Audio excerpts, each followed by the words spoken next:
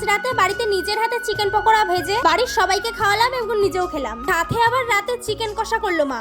আরে দাঁড়াও, তো তারা কিসে? ট্রেন ধরবে নাকি? ট্রেন যখন ধরবেই না তাহলে আমার এই ভিডিওটা ধীরে শান্তিতে একটু দেখে যাও। আরে তোমার 3 মিনিটও নষ্ট হবে না। সকালবেলা তাড়াতাড়ি করে ভিডিও আপলোড দেওয়ার জন্য ঘুম থেকে উঠে গেলাম। তারপর ওই ডেলিকার মতো ছোলা আর বাদাম ভেজানো খেয়ে মা দোকানে পাঠালো। আরে আমাদের ঘরের ঘড়িটা ব্যাটারি নষ্ট হয়ে যাওয়ার জন্য অনেকদিন ধরে পড়েছিল। আর কথায় তো আছেই অচল ঘড়ি ঘরে রাখতে নেই। আই ঠিক করলাম ব্যাটারিটা লাগিয়ে যদি নতুনত্ব কিছু শুরু করা যায়। দিন না, নতুন সময়। দিন আবার কি করে বদলাবো? সেই একই চাঁদ একই সূর্য দেখতে হবে, কিন্তু সময় কিন্তু পরিবর্তন হয়। আরে আমাদের সময় এখনো পাল্টায়নি। ঘড়ির সময়টাকে নতুন করে পথ দেখালাম। বেশি না, 10 টাকা নিল। ওই যে জিনিসটার দাম কম কিন্তু মূল্য অনেক বেশি। যাই হোক, ওটার তো একটা নতুন ব্যবস্থা করে দিলাম। আর আমাদেরও তো ঘরের কিছু কাজ আছে। আজ বাসন মাজার দায়িত্বটা বুনু নিল।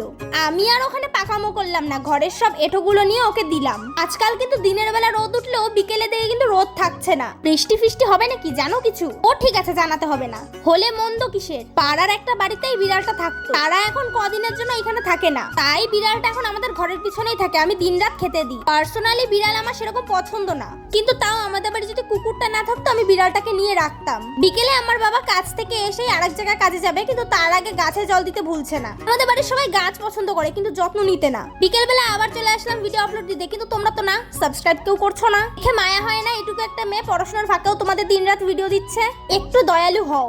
একেবারেও খারাপ না কিন্তু আমি। এখানে আমার বাবা দেখাচ্ছিল বাদাম গাছ লাগিয়েছে। ডাল দিয়ে আর ডিম সুতো দিয়ে নিচের থেকে ভাত মেখে উপরে এনে খাচ্ছিলাম। ভিডিও আপলোড দেবো তাই ভাত মেখে নিয়ে উপরে চলে এসেছি। উপরে ঠান্ডার মধ্যে বাইরে বসে খাচ্ছি। এখন কিন্তু সন্ধে, তোমরা কি কেউ কষ্টের মর্যাদা দেবে? তারপর তো সন্ধ্যাবেলা বুনু পড়তে গেছিল, আসার সময় কুরকুরি নিয়ে এসেছিল, সেটাই খাচ্ছিলাম। আর তারপর বাবা মা কাজের থেকে বাড়ি ফেরার সময় মাংস নিয়ে এসেছিল, সেখান থেকে কিছু সলিড পিস বেছে নিয়ে একটু পকোড়া করলাম। আর তার সাথে তো চিকেন তো হবেই। খাওয়া দাওয়া একেবারে রাতে জমে যাবে। আজ যেহেতু বাড়িতে মাংস হচ্ছে, বাবলি তো রান্নাঘর থেকে নড়বেই না। আমার পকোড়াটা হয়ে গেলেই মা চিকেনটা বসানোর জন্য অপেক্ষা করছিল।